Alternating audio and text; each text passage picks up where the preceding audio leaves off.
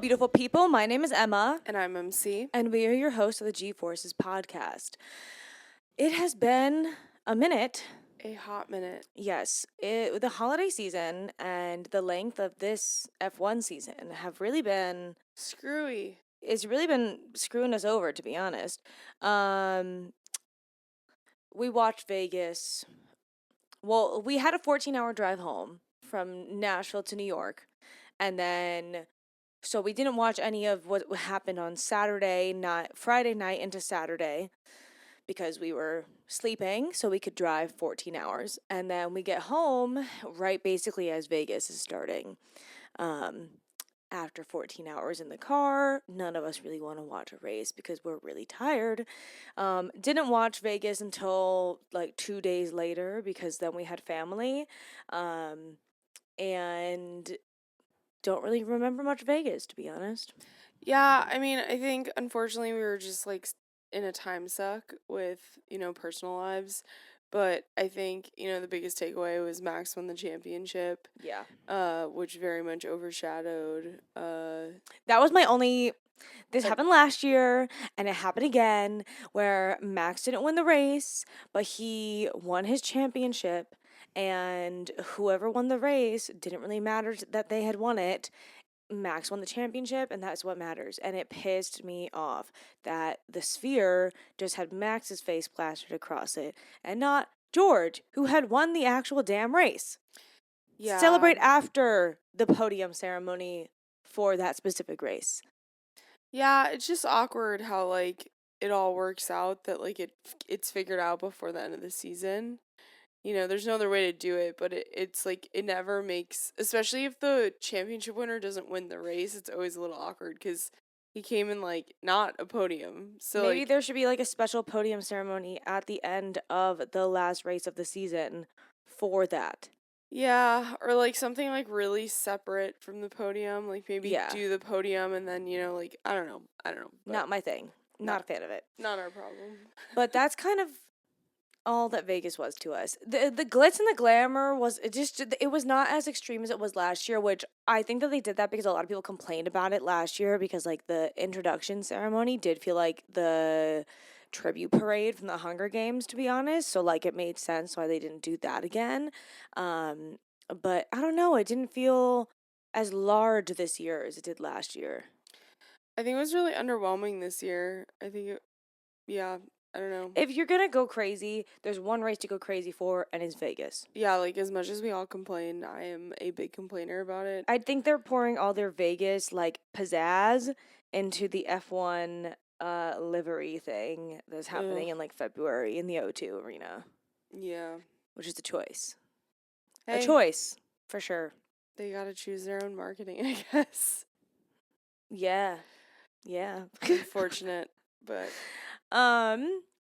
And then we had the Qatar Grand Prix, which we were going to do a get ready episode, but then obviously Thanksgiving, had to drive 14 hours back to Nashville. Which was 16 and a half. Yeah, and we just had zero time. Mary Catherine also has 3 families to cater to. I have 1. So she has less time than I do during this time of the year. So we can't even, she barely has time to sit down to go to the bathroom, let alone record a podcast. Yeah. So now we're back. We watched Qatar after that whole long spiel of why we haven't been here for a second. We watched it late. Well, because we were driving back to Nashville, which we had the craziest. We saw the most insane roadkill. Oh my God. Y'all don't care about this, but the first time I'm seeing a bear in the wild, it's as roadkill. We saw a damn black bear on the side of the road. I'm traumatized. Anyways, Qatar. Yeah, so we ended up watching it. We haven't done any of our Instagram posts, so don't go to the Instagram right now. But it was funny because all we knew was, like, certain bits and pieces, but not how things happened. I knew Lando was sad. I knew Max and George were beefing. We knew 5 people DNF'd, but we didn't know who and why.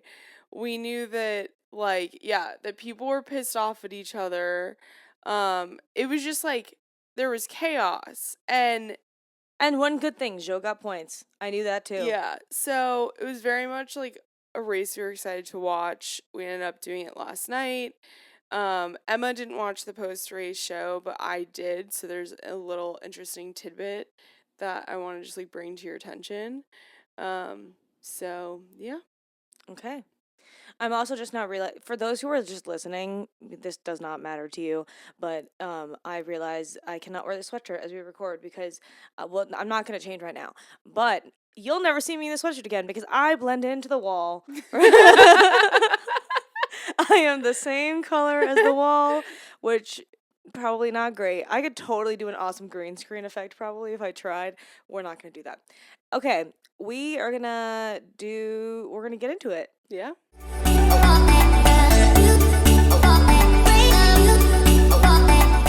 If it tells you anything about the chaos of us recording for the first time in like 2 weeks, Mary Catherine realized in the middle of the intro that she didn't have her headphones on, so she wasn't hearing anything properly. I was waiting for you to realize, honestly, and like bulge your eyes at me, but then I was like, our battery's gonna die. I was like, we can't pause. Yeah. Yeah, we're also running on the potential of our camera dying. So, let's go. Okay, so where are we? What is the name of this place? So the official race name for this weekend was the Formula One Qatar Airways Qatar Grand Prix 2024. If you couldn't tell, they're in Qatar. The circuit name is the Losail International Circuit, and the first Grand Prix was in 2021. There's actually only been two, so 2021 and 2023. This is going to be the third year. The circuit length is... I was going to ask why not in 2022, but I'm guessing the World Cup. Either the World Cup or it was the pandemic. World Cup because the World Cup was this time of year in 2022. Because I remember going to a bar to go watch one of the games. Okay, I don't know. Anyways, so the circuit length is 5.419 kilometers or 3.367 miles. The number of laps that they had to do this weekend was 57. The race distance is 308.611 kilometers or 191.76 miles. There are 16 turns on this course. And then the lap record prior to this weekend was placed in 2021 by Max in a Red Bull, and he did it in 1:23.196 seconds. And then interesting enough, there's only one DRS detection zone on this track. DRS detection zone 1 starts after turn 15, and the activation begins after turn 16 and the start-finish straight. And then this was a sprint weekend, so they did a 19-lap sprint, which... There was some drama. Yeah, but, yeah, that's about it. The lap record was broken, correct? Mm-hmm. Yeah. Do you want me to say it? Oh, it's wait till the end. Okay. You can say it. So the new lap record was placed by Lando, obviously in a McLaren, and he did it in 1:22.384 seconds. Cool. So, yeah. You could tell that the wind was a factor, because that was something that they were saying, was that, like, it was a faster lap. So. Yeah, they did say it was very windy. Yeah. So, okay, do we have anything even on practice? No. Okay, we're gonna get into sprint qualifying. The only note I have is not much happened, to be honest. Charles was first, with Lando and Oscar following in second and third. There you go. That's we're gonna get into sprint quali then.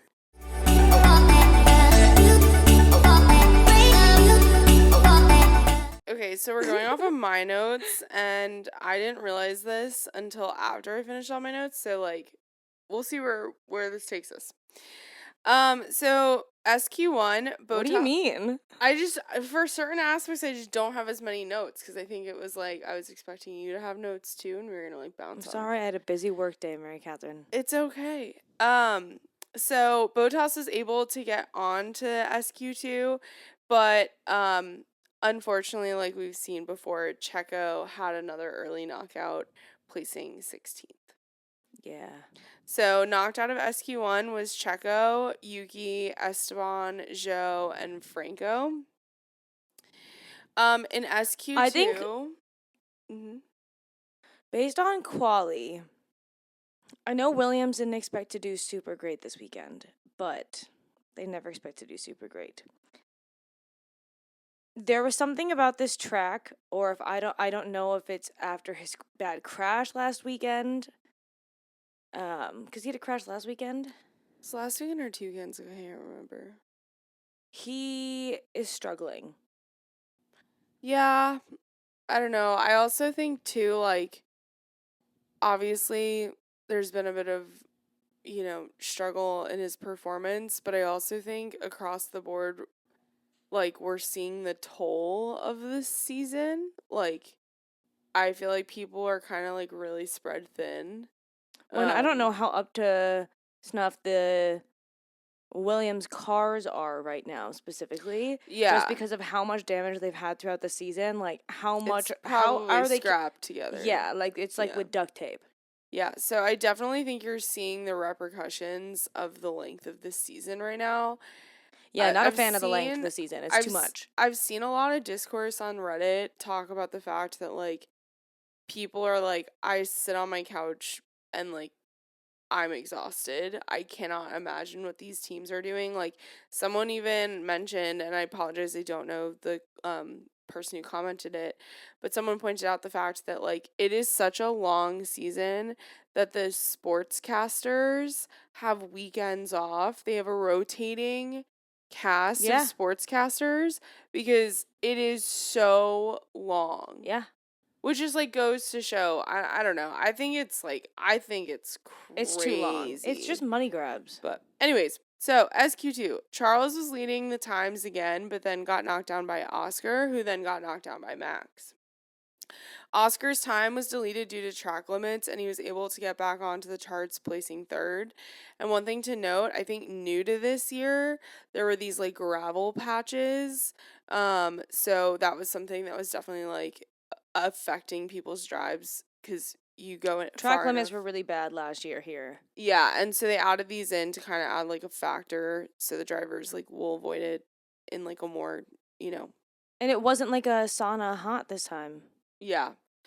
Um Knocked out of SQ2 was Fernando Alonso, Alex Albon, Valtteri Bottas, Lance Stroll, and Kevin Magnussen. And then SQ3, the soft tire is mandatory for the final session. And then Lando and Oscar were able to put in great times, but George Russell was able to improve, splitting the McLarens. So the top 10 was Lando, George, Oscar, Carlos, Charles, Max. I accidentally wrote Mac, and for a second I was like, who the hell is that? Lewis, Pierre, Nico, and Liam. So I guess I was about to just go straight into the sprint. But I was like, We're gonna stop and then we're gonna Yeah. go. We're gonna break, turn the camera off, turn it back on, go into the sprint. Okay. yeah. And now.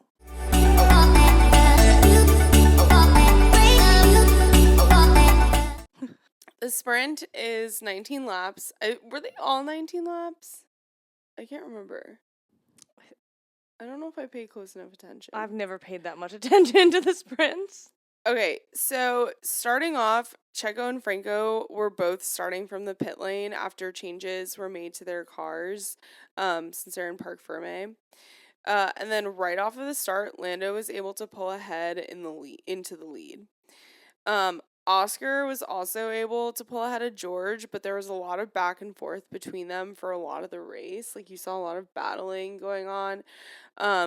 So there was like a bit of teamwork going on with Lando and the fact that they were like, hey, if you can try to stay within DRS range for Oscar, because George was just like on the attack. Yeah. And he did. Yeah, no, he did. Lewis had a good start as well, pulling ahead of Charles and Max. And Max had tumbled down the grid, moving down to 9th, which like was a little surprising, especially with his performance in the race, but I don't know. I didn't even put those two together. Yeah. I wonder what happened. The top was pretty bunched up with George again, constantly making moves to pass Oscar with no success. And then Zhou was, I think, one of the only ones, if not the only one, who started on softs, and these like just did not work in his favor. So he was actually, I think he might have been the only driver to pit during Yes, this. I remember he pit, and I was like, why are you pitting Joe? I was like, Yeah. let this man drive. So they ended up pulling him in, and he switched to mediums, and like I guess it was just like that bad that they The needed graining to do that. softs for 19 laps is crazy. Yeah, it's a bold move. I think they were expecting there to be a safety car.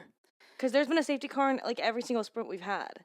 Yeah, but I think again, And it ends up taking up like half of the laps. I wish I could say this because the race like did not turn out like this, but I also wonder again, people just don't want to put their mechanics through that, and so like they just know it's the end of the season. Like if anything's gonna happen, like let's not have it happen in the middle of the weekend. Yeah. So as the race came to a close, I guess this is the little drama you were talking about, the McLaren move. Yeah. So, as the race came to a close, I'll start where Mary Catherine ended.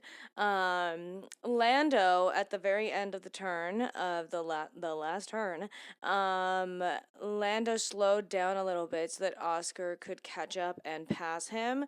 A risky move because George was second behind. Yeah, George was right on Oscar's tail, so there was always a chance that George could have passed Lando.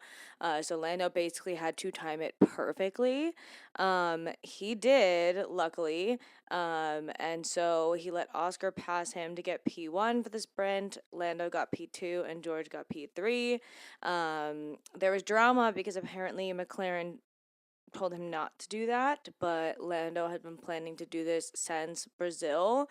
If you recall, in Brazil, Oscar helped Lando win the Brazilian sprint in hopes that he was going to potentially get the Drivers' Championship. Obviously, didn't happen. Rip. But I guess this was Lando's way of saying thank you for helping me. Ended up being unnecessary, so let me kind of give it back to you. Yeah, I thought it was really sweet. You know, I thought it was nice. I thought it was just like one of those like cool like okay. Like I think it also shows that like there's no beef between the two of them. well, yeah, it shows the acknowledgement of like appreciation, even if like, you take like what the facade, what we believe is like their friendship, like at the end of the day, it's just like it feels respectful to the teammate. I don't think that Charles and Carlos would do that for each other, or Lewis and George, or literally anybody else. Yeah. I don't think anyone else would do it. Yeah. Because everything else is fake friendships. Yeah, but especially from Charles and Carlos based on Vegas. Oh yeah. So like Emma said, Oscar came in first, Lando came in second, George came in third, Carlos was in fourth, Charles was in fifth, Lewis was in sixth, Nico was in seventh, and Max came in that last point scoring spot in eighth. So again, just like a little surprising where he ended up in the sprint, but maybe he was just like holding back. So that was really it. I am happy that it was the last sprint, even though we're just about to be the last race. We have one race left. I feel like maybe let's ixnay the sprints and cut like 4 races. I would agree with that one. Yeah. Yeah, I'm a little... I started to try to remember back to the beginning of the season. I don't remember anything. I can't tell you what happened. Max has won like 9 out of the times. 24 races. And I don't remember the majority of his wins. And like, you know what's really sad? Like, I can't tell you what happened at Silverstone. Lewis won. I couldn't have told you that. I remember that because it was a big deal. I know, but I'm telling you, like, I'm so numb in the brain when it comes to F1 right now. There's just been so much stuff this year. Well, I mean, Here's the thing. It's our first full season watching as fans. It's the first time Yeah, we watched last a year we full watched half of season. the season. It's the longest season in history. Yeah. So we're coming in while it's the longest. And then on top of it, there's been so much news in terms of driver movement. I also think like last year, standout moments were easier to remember because every race was a Max win essentially. And so like when something not Max related would happen, It it was was a standout. big deal. Yeah. Where this year Max hasn't won every single race. Yeah. And so like it's hard to remember things that are not Max related or things that are even Max related because there's been so much going on, which is great because that makes it for an interesting season, but it's hard to remember stuff. Like Carlos's appendix was this year. I would love to see their viewership analytics and see if it's dropping it's off with dropped. the length. Yeah. I mean, we watch less now. Like we Yeah. used to watch every every second that they would put It out was, of and I could content. absorb it, and I would enjoy it. It was great. Where now watching practice can sometimes feel like a chore. Watching like the extra shows that we really enjoy, like we just don't have the Yeah. time for. Like I would literally not make plans with people in the past so that I could be home to watch F1, which is ridiculous. Yeah. But now I'm like, yo, this is too long of a season. But here's the thing: we're complaining as I don't know how spectators. they're doing it. I don't. They must be fried. Anyways, let's get on to Qualifying. regular quali for the actual race.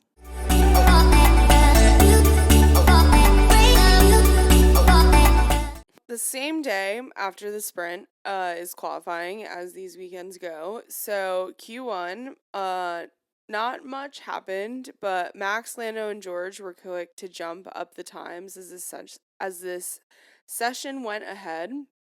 And then I think the most exciting news of the weekend, as well as his performance in the race, Zhou was able to move on to Q2. So it was just exciting to see, a team that has been zero for so long, kind of doing better. Especially knowing that he's not going to have a seat next year officially. Yeah, knowing that both guys are leaving, it was nice to see both of them move on to Q2. Yeah. So knocked out of Q1 was Alex Albon, Liam Lawson, Nico Hulkenberg, Franco Colapinto, and Esteban Ocon.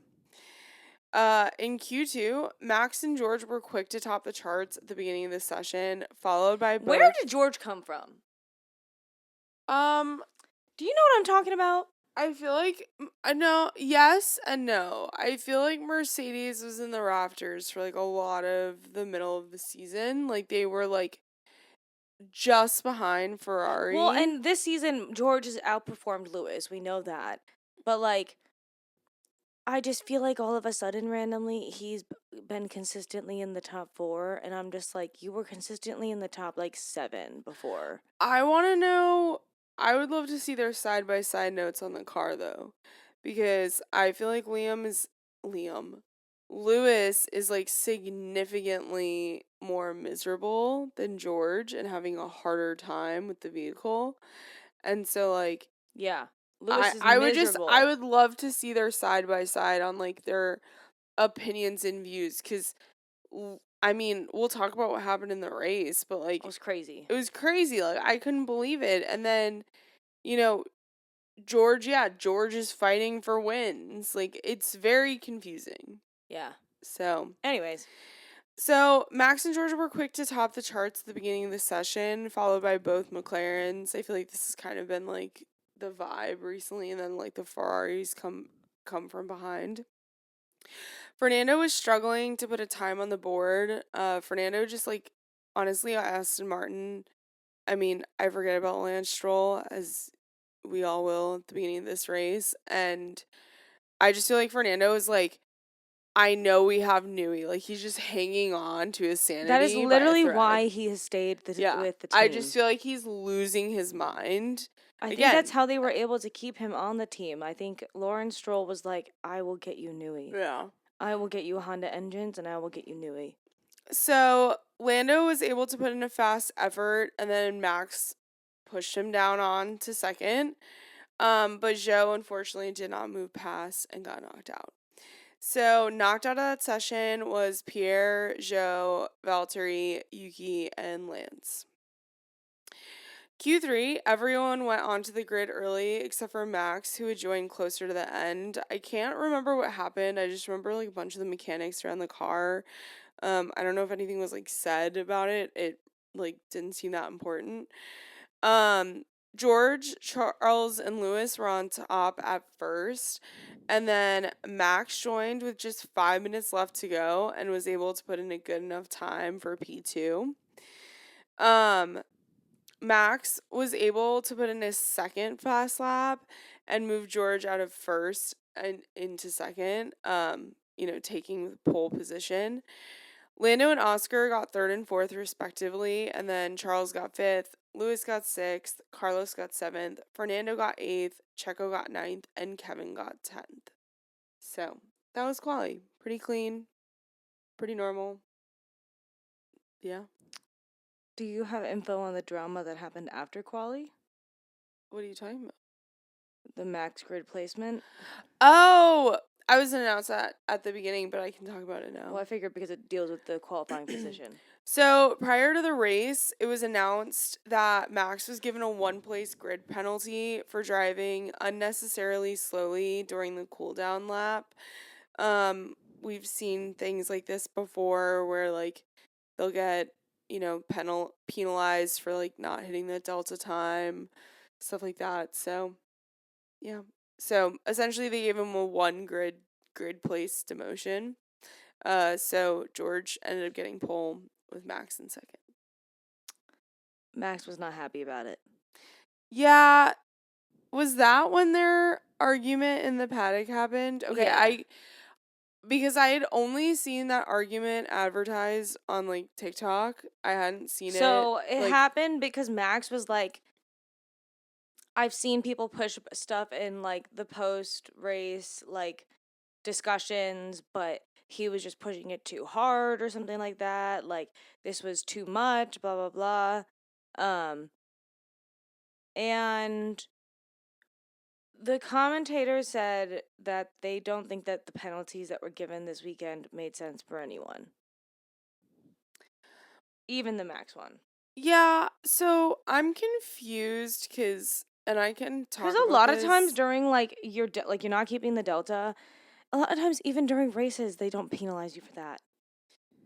Yeah. And in the cooldown lap, it's the cooldown lap. For some reason, it seemed like they were like, if you're not gonna take safety seriously, we're gonna like rip you a new one. Like, cause that just seemed to be like the FIA's like statement about everything was like, well, it's a new race director. So the race director is going to potentially make calls. I will say I did look it up, and I'm pretty sure that what happened to Lando during the race, this isn't like the first time it's happened. Like they have gotten that level of penalization. Not for a long time though. Like DC was like in my 30 years with the I sport. saw that I it can't happened. recall this happening for a very long time. I saw that it happened in 2020. I have to fact check it, but I don't know.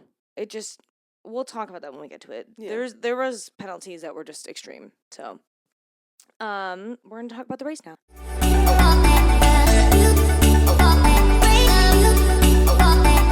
All right, I finally have notes because I actually took notes while we were watching the race, so at least I've got that.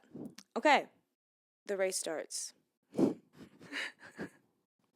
Lando and Max passed George off at turn 1, and there was the chance that Lando was going to pass Max, but of course he doesn't, which is not a surprise. It did give off the same energy as last year's Silverstone of like, Lando Norris leads the British Grand Prix. Like, I don't know why, but it was giving like that. The start was giving that energy. Yeah. It was an exciting start. And then immediately a safety car. Yeah, so into the first turn further back after like all the excitement, because that was the thing, when you're watching the start, of course they're focusing on like the front drivers. Yeah, usually you just see a puff of smoke and dirt and stuff. So into the first turn, there was basically mass carnage at the very back. So like the very back, the last three drivers. Ocon, Colapinto, and Hulkenberg. So what ended up happening was Hulkenberg went wide and then hit Ocon. Ocon then hit Franco, causing both cars to get pushed off track and ultimately ending their race within like not even the first 30 seconds. And then that's what triggered the safety car. Hulkenberg was able to continue driving. So Yeah, he did he went spin in to go out, get a new tire. but he was able, because I think he might have just had a puncture and like maybe a little bit of damage. But this is the end of Esteban and Franco's race. Yeah. And then we do have this happened before the safety car actually. Alex Albon was hit by Lance Stroll a little bit later on in lap 1, like right as the safety car basically is coming out. So basically think like Max, Lando, all them, they jumped the start. Then Alex, Stroll, like hit each other. They both they both puncture and damage. And then all the way in the back, the last three are like all wiping out. So that's the start. And we later on find out that Lewis also had a false start and got a 5-second penalty for it. Yeah, they were busy. The stewards were busy. Yeah. I feel like the stewards would really enjoy giving coal to children on Christmas. Yeah, honestly, I don't think I'd ever want to be like a ref or a steward or anything like that ever. It's just like, No, someone's always unhappy. yeah, I'm good. Yeah. Okay. Restart. And immediately the restart happens and Lawson and Bottas spin out. They make it back on, totally fine. No problems. Which is great. At this point, obviously, Ocon and Colapinto DNF. Basically didn't even DNS. Yeah.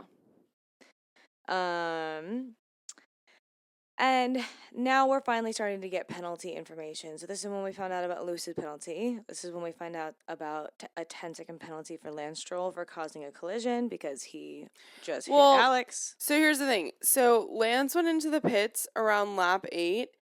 And immediately everyone is like, "Oh, he's going in to retire." But as he's pulling in, that's when everyone's notified that he's getting handed the 10-second penalty for the Albon collision. And Aston Martin doesn't want to retire the car and not perform the 10-second penalty. So he comes into the pit. I think they put new tires on him and he goes back. No, he does the 10-second penalty in the pit. And then he does another lap. And then he retires. Okay. Yeah. That's what I thought. Because he had to serve the 10-second penalty and then continue racing for 1 lap and then came in to retire afterwards. So that's DNF number 3. Yeah.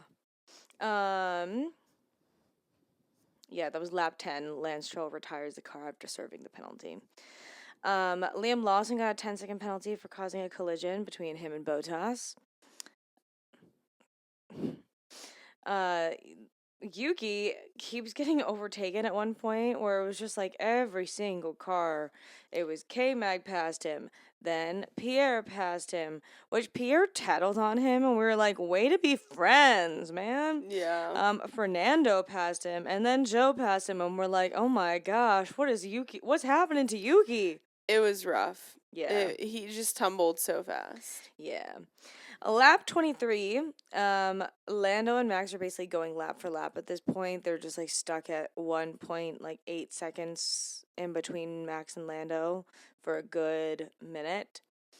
And then lap 24, George is one of the first people to go in to pit for hards. It was painful. This wasn't the only painful stop for this race weekend. Not for George, but in general. It was a 7-second stop. Yeah. It was not fun. He tumbled down to P11. Yeah, and he was in like P3. Whoop. Yeah. And now both Mercedes are complaining about the car not turning. I think the front of the car is not turning, and then eventually Lewis or George is able to get the front of the car to turn, but then the rear of the car slips out behind them, and So then the rear's not turning properly. Nothing's working. And then when they put the hards on George, I think we've seen this before where the hards are super difficult for the Mercedes cars to actually heat up properly, and they are super slippery for them. Like, it's just not a fun experience. This happened before. Yeah, I know that he wasn't happy with them, and so like later on when he hits again, they put hards back on, and I'm Yeah. just like, what? Yeah. Um, that was exactly what I wrote. This seems like the hards are not working. And then also at some point between the safety car and all of that, Alex Albon's mirror flew off of his car. Yeah, It just flew so off. his wing mirror flies off, and it's decent debris, right? And It's a whole mirror. so listening to the pundits, we listen, like we tell you guys all the time, Alex Jake, David Coulthard, and Jolyon Palmer were the ones, or was it Yeah. Hinchcliffe? Yeah, they were the ones that were the pundits for the race this weekend. And they were talking about the placement of the mirror, and they were like, while it's not in the direct race line, it is sort of at an apex where people do pass. So someone is going to hit it, right? And it's just sitting there. They had put out, what was it, a yellow flag or a VSC or something? Yeah, so yellow flags were raised. A VSC was not put out. There was no VSC whatsoever. Which later on, like, people were like, why didn't you bring one out? Yeah.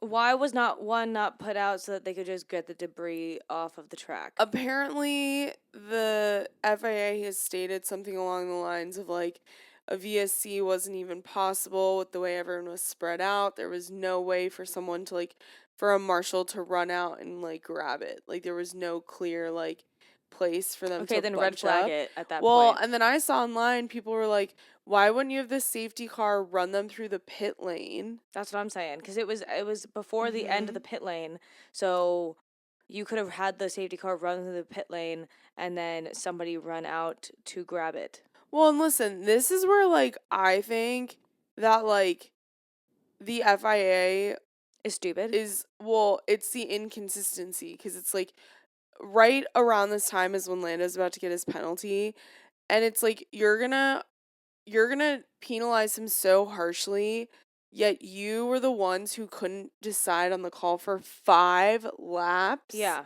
The mirror was on the freaking track for 5 laps to the point that Valtteri Bottas eventually runs over it. Yeah, And lap then 30, what was it?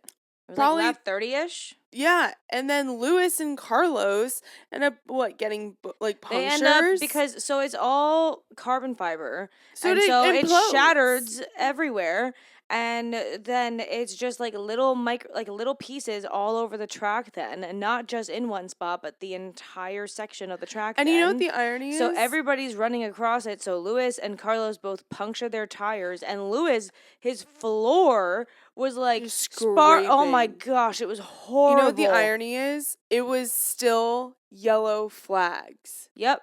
right? So going into the pits for Lewis and Carlos, like really, no shocker, ended up screwing their standings. So Lewis ended up is dropping not their down fault. to 16th, and then Carlos ended up dropping down to 10th. I don't know if I read this correctly. I was reading the like race report, but apparently Max like asked if Lando had sped under the flags. He did. And then Red Bull said like they didn't believe he did. They were like, no, he did not. Yeah. Which I think is interesting. Because finally the safety car is deployed and a lot of the drivers pit. But this is kind of the situation. This is the yellow flags, right? Where Lando's penalized. Yes. No. No. No. I don't think so. I think it's later on. It's later on? Okay. Yeah. So Max, Lewis, and Lando all go pit under the safety car, and so does Charles. Carlos obviously had to drive back into the pit because his tire had popped. And this was also the painful stop of 9.8 seconds. Ferrari, I gotta give you an applause. Gotta give you a pat on the back for just reminding us of the good old days of last year and how this actually happened, like every single race. It was a tough watch. It was a tough watch for I sure. know y'all had gotten so much better, and then it happened again. It was a tire gun issue, I think. I think it was stuck or something. I don't know. Lap 35, we get a full safety car, finally. Because, of course. George finally goes into pit again for a new set of hards, and he was very unhappy about this. He was not a like, happy why camper. the fuck did we put on a new set of hards? Like, they're already not working. Lap 39, the safety car finally ends. Lando and Max are very close in the start, in the restart, and then a yellow flag goes up and eventually a VSC because Checo just lost drive. That's what he said. I lost drive, and He had like a spin out, but also I don't know. It was weird. It was confusing. I don't know why I lost drive. This is completely not relevant to this. Is it I like purse? Yes, I Yeah. have purse. I have purse. I like I have oh my gosh.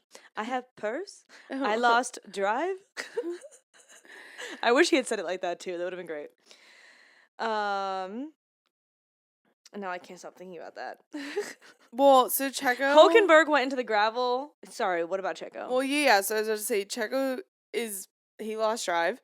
And then I have purse. Hulkenberg ended up beaching himself. Yeah. Right? I'm shocked he lasted that long. Well, this resulted in the third safety car of the day. I know, we didn't have a safety car for like races. And then now we had 3 in a day. So on lap 43, the safety car goes back in, but it's announced at this point that Lando is under investigation for failing to slow under yellow flags. So this is like kind of the biggest. I think this is like tied for the biggest drama of the weekend. Yeah, so lap 42, the safety car ended. The restart, Charles tries to pass Lando. Didn't work. Albon ended up ramming into K-Mag. Or K-Mag rammed into him. I think Albon ran into K-Mag. Yeah, I wrote in my notes Albon rammed into K-Mag, but that feels more like a K-Mag kind of thing to do, but maybe it was Albon. Anyways. And then my next note then is when Lando was given a 10-second stop and go penalty for failing to slow down under a yellow flag. So if you don't know what a stop-go penalty is, that means that he has to, even though he doesn't need to pit anymore for the rest of the race, he has to go into the pit, stop, serve the 10-second penalty, and then he can go. This at Qatar is an average of 35 seconds. So that's essentially a 35-second penalty. An extra 25 seconds that you wouldn't need if you just added it on to the end. All of the commentators were like, this is extreme. This is insane, this kind of penalty. And it was. It was like, at that point, you could tell that Lando was like, all right, well, who cares? And like, I felt like several of the other drivers, when they heard about penalties, they were just like, okay, like, this is crazy. And Mary Catherine has a conspiracy theory that it is the FIA retaliating against the GPDA for questioning their inconsistencies. Well, I have like 4 conspiracy theories. But yeah, so that's one, is that like this is like the GPDA being like, this is the FIA being like, sit down and drive your car.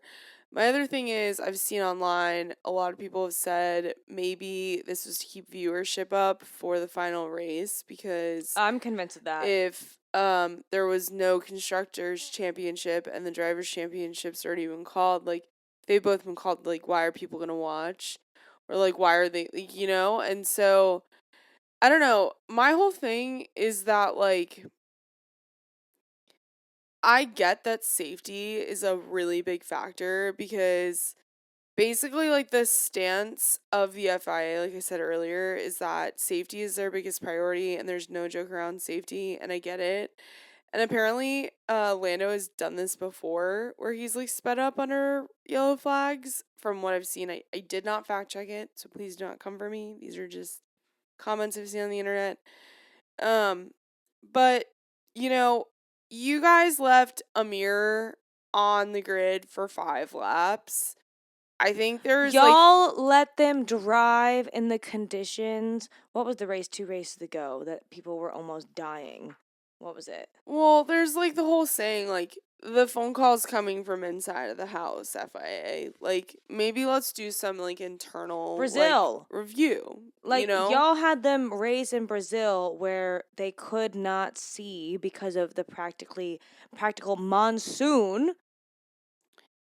I mean, I just I just feel like If you there's care about the safety, let's be consistent with the safety, yeah, guys. like I also just feel like I don't know, it just seemed aggressive. Yeah, and like Emma said, you This know, isn't the only. Sorry, you continue. Jolyon and DC, like, two drivers, were in pretty big disbelief. They felt that it was like extreme. They were like 10-second Um, penalty added on to your time at the end. Okay, fine. The stop and go part of it, people, that's what had people like an absolute like awe of it because it was like, what? I also think, you know, a lot of people were enjoying the battle between Max and Lando. Like, way to shoot yourselves in the foot. Like, people are bored. Like, people get bored if the race is boring, and then you just doing a stopping, like, it just felt like you were throwing a wrench at like all like the whole grid. So I don't know. um I have to fact check it, so I don't want to say anything, but I did look up like when the last stop and go penalty was given, and there was rumors that it was like relatively recently, Yeah, you said in 2020 in earlier on. 2020 or 2021. But I just want to, like, I don't want to sit here and say something and sound stupid, so I'll definitely like look into it, and we'll let you guys know. But yeah, I've never seen it. We've never seen a penalty like that, I don't think. We've never seen penalties to this extreme before of like penalizing somebody for going unnecessarily slowly on the cool down lap by giving them a one place grid penalty on the cool down lap. Like, it's not even like it was like in a bad part. It's not like it was just ridiculous. Yeah, so Lando goes directly into the pits, serves his 10-second penalty, and no surprise, Comes out in drops last. down to dead last with like over 10 seconds between him And he was in second place before. I think Liam. It was also announced pretty closely after this that Lewis was facing a drive-through penalty for speeding in the pit lane. Um, this is a little different in the fact that he doesn't have to stop, but he still loses like 20 seconds. He just has to slow down enough to drive through the pit lane and then just drive through the pit lane. So this is where like I was in the most amount of shock, I think, was straight up hearing Lewis Hamilton request to retire the car. He was like, "Can I just come in?" And the team was like, "No, you have to serve the penalty." And he goes and serves it. I think the team was like a little bit more like, Lewis, let's just serve it. Like, let's just finish the race. Yeah. You know, like, I think like definitely like I just couldn't believe it. So he does that, and Bono ends up telling him that he, like on the next lap, that he is allowed to retire. He doesn't though, which I thought was strange. But he ends up racing to the end. Lando's driving like a madman between. A woman scorned. And he's just like passing people easily. And this is when we also find out that Albon ends up getting a 10-second penalty and goes into the pit to serve that. Don't really know what that was for. It was probably that was for the collision. Yeah, the collision with K-Mag. Yeah. Everybody just had to go in and serve their penalties, and it was just like it's not fun when you don't actually get to watch the race, when you're just penalizing them for things and they have to go sit for it. It's like putting and I don't know, the Lewis one especially felt like, here, we're gonna make you walk in front of it's like if it almost felt like the F1 equivalent of having to stand in front of your entire class And and be write on the laughed at. write on the chalkboard like what you did wrong over and over and over again. It That's what just it felt it like. feels like they're like the power, like the overarching powers are just like punching the teams. Yeah. Like it feels like they're just like kicking on one another down. Yeah. Because then towards the end of the race, it was noted that George was also being investigated for a safety car infringement, but this didn't really affect him as badly. Because he He ended up eventually getting a was, 5-second penalty. yeah, he was eventually given a 5-second penalty, and there was 7 seconds between him and the next position behind him, who was Pierre. So it didn't affect him. It didn't affect him, but it was still just like, I think everyone just kind of like felt black and blue after watching it, including the spectators, because it was just like, it felt like everyone walked away like hurt. Yeah. Like no one, I feel like the only people who like actually really walked away from this positive was like Joe, which I don't want to discredit that or take it away, but it just felt like a really Weird. slimy weekend a little bit. Felt like Charles walked away kind of smiley. I don't know. Joe walked away smiley, rightfully so, because he did earn those points. I'm happy for him. There's just, I don't know. It was weird. Yeah, so We have thoughts. Let's Let's say it in our go over the race results, and then we're gonna go to our final thoughts. So Max ended up winning. Charles came in second. Oscar came in third. George was in fourth. So that penalty didn't really affect him. Pierre came in fifth. Carlos came in sixth. Fernando came in seventh. Joe came in eighth. Kevin came in ninth. Lando, shockingly, was able to climb up from 15th to 10th after that penalty. He still got points. And he was able to score, like I said earlier, the fastest lap. So he got an additional point. 11th was Valtteri Bottas. 12 was Lewis Hamilton, so he additionally climbed up from being behind. 13 was Yuki Tsunoda. 14 was Liam Lawson. 15 was Alex Albon. And then in order of DNF, it was Esteban Ocon, Franco Colapinto, Lance Stroll, Checo, and then Nico Hulkenberg. Hard day to be a Williams fan. Zhou Guanyu got driver of the day, which I thought was really poetic, really nicely, well deserved. So, yeah. All right. Well, we're gonna get into our final thoughts now.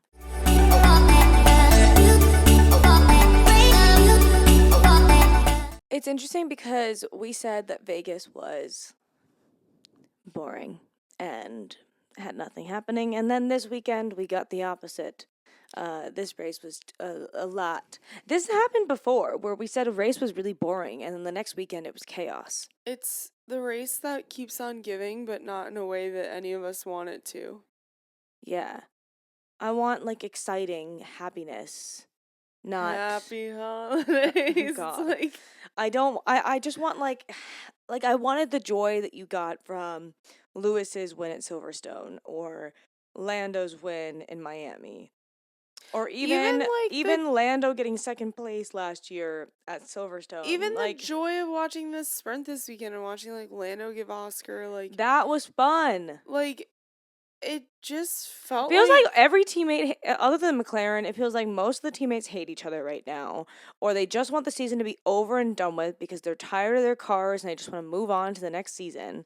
And this happened last year where it felt like the last 5 to 8 races, everybody is tired of each other and they dislike each other and everyone's getting on each other's nerves. And it feels even more heightened right now. It could just be that last year we didn't really, not that we know any of these people at all, but like the personality that they present to the media. I think it's the same. I think it's the same as last year. Like, I just feel like it's worse this year. I think the tension, I think I think it's worse because a lot of people are leaving their teams. So I think that's something you have to Yeah, they don't have remember to be all is nice, that, nice. yeah, there's not this dependability of like, this is the family I have next year. Yeah. So with that, there was some Yes, what was the drama. drama? Tell me. So the race ends up happening, and Monday morning, so we watched this Monday night. Monday morning, all of F1 is going crazy, right? It was Monday morning that it was announced. Yeah. Because it was no, not essentially, it was announced that Esteban Ocon was officially released from Alpine. He would not be doing the final race, and Jack Doohan would be making his F1 debut. Me and Emma, of course, are like, what the fuck happened during this race? Yeah. Like, what did we miss, right? And so watching it was confusing as all hell. And then today, for those that don't know, if you don't have time to watch it, the post and pre-race shows are actually like really good like podcasts. So what I do is like I'll just like throw it on and like listen to it when I'm driving and stuff like that. Do not watch do not watch things when you're driving, but just like listen to it because like it's just them commentating and stuff like Yeah. that. So I was listening to it, and it was the post race show. So this was immediately after the show, and there was a really interesting interview. With who? Oliver Oakes, who is Alpine's team principal, is interviewed and was spoken to by Ariana Bravo after the race for F1 TV. Long story short, Ariana brought up all the rumors that were swirling post race. Like, essentially, this, like, Esteban must have gotten out of the car, and, like, immediately the media was I don't know who said what, but the rumors swirled before the race was even done that Esteban was not going to be racing next week or this weekend.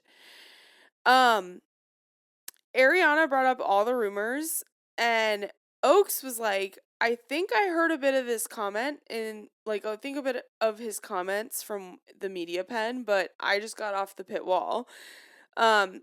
Basically being like, I just got off from doing my job. I'm just hearing this now too. She pushed him for more, asking if he's expected to be in Abu Dhabi. Is that part of the plan? And he responds, it was the plan. We'll have to Oh, see. so this was an Esteban thing then. Prior to this question, she had asked him to say a word about Esteban's performance in race, and Oliver Oakes literally said, I feel a bit sorry for him. There was nothing he really could do. Basically being like, he was a wasn't his fault. bystander. Yeah. So, long story short, I'm confused as all frick. Okay, so then that really confirms for me that the theory that everybody has of Esteban wants to be able to do the post Abu Dhabi test practice thing for Haas, but that conflicted with his contracts for Alpine. That confirms for me that that's probably the reason why he's not racing in Abu Dhabi. Don't know. It just still feels a little ridiculous, to be honest. Just a mess. But we get to see Jack Doohan. So I know. there's a plus. Esteban did post something on his socials, regardless of drama. He did thank the team. I mean, he's been the driver that's been there for Alpine since the beginning. Yeah, and then he has their only win. He did basically boost Jack up and was he's a great driver. I'm excited for him. I'm really excited to watch Jack race. I'm so excited. I hope it goes. Fingers crossed everything goes well. I'm a little nervous, but especially because Alpine's car is I mean, Pierre's been doing good. Yeah. Pierre's been doing better. Yeah. I mean, Pierre literally commented, it's weird being, racing up against these guys because at the beginning of the season, I'd only see them when they would be waving blue flags at us. Basically being, we'd only see Max when he'd be lapping us. So, yeah. I do think, they're improving, Yeah, I agree. Well, We're probably not gonna have a get ready. We're not gonna have a get ready No, we're episode for not. Abu Dhabi Stop. because we have zero time to I'm record. like, when would we record? Tomorrow night? We're drunk tomorrow night. We have just- holiday drinks tomorrow, Did and you then call Clinton Aaron? yes, we have holiday drinks Okay. tomorrow. And then I have a holiday work party, and then you have a holiday work party. When's your holiday work party? I have my holiday work party with my team on Thursday. Oh, okay. And then you have your holiday work party On on Friday. Friday. So, no time to film Get Ready for Abu Dhabi. At the same time, it's happened like 4 times. So, not really much to talk about. Yeah. Listen, we haven't said this in a while, but this is not our day job. As you could probably tell, we are very much amateurs. This is the first full season, which I think, in and of itself. It has taught us a lot on how to properly be prepared for a season. It has. The winter, we are more than going to Emma. be taking time to really prepare everything for next season ahead of Aye. time so that we are not stressed throughout the season. So that will include prepping posts, that will include prepping research for things, so just to make our lives a little bit easier. Because when you guys probably don't realize, but when we do our Get Ready episodes, like, we do take a lot of time to do research for things. And so sometimes that might be during our lunch breaks from work or in our free time late at night before we get to go to bed the night before we're supposed to film and whatnot. Or like early in the morning before I go to the gym or when I get back from the gym. Like, there's a lot of stuff in it. And we do this because we love it and we enjoy it and we have a lot of fun with it. But especially the latter half of this season, we have not been on top of things because of how hectic things have been. So I think too, yeah, it's just like it's been a really busy year for us. When we started this, we weren't as busy. But as many of you guys I'm sure know, like, life takes a lot of unexpected turns, and so it's been a bit of a weird year for us personally, and so we've been trying to balance a lot of things while also trying to like bring as good content as we can make. So it's just, I think this year was it was a big learning curve, but I also think it was like a really incredible accomplishment that we were able to do, so much this season. I think we're almost at like 40 episodes for this season. Yeah, I also think just the fact that like we were able to like go see an IndyCar, race. We'll like, have an in person. episode of reflecting stuff. Yeah, but so the next time you will hear from us is post Abu Dhabi. Yeah, there's nothing else really to say there. hopefully we can. I don't want to say anything. It'll bring bad luck to anything. Yeah. We did not post during the Qatar weekend because of Thanksgiving and everything else. I'm going to be working over the next few days to update our Instagram so we have all of those posts on there, even though it's after the fact. Still important for us to have a record of all of that, so make sure to check that out. I will also be uploading the Abu Dhabi schedule and track info, and then we'll be doing all of the postseason posts afterwards of like who the winner is and like what the drivers' season championship roundup. is. Yeah, all of that fun stuff. Then we'll probably do our, like last year, our hot break for the holidays just to finish it off. And then we'll come back in the new year with some fun stuff, maybe. Yeah. Maybe. You never know. Yeah, that's the plan. Okay, please go like, share, subscribe, follow, comment, do all the things on all of our stuff on Instagram, YouTube. We have a TikTok, even though we don't really use it. We will also get That's better also at something that. we're gonna do next year. Woo! Okay, bye guys. Bye.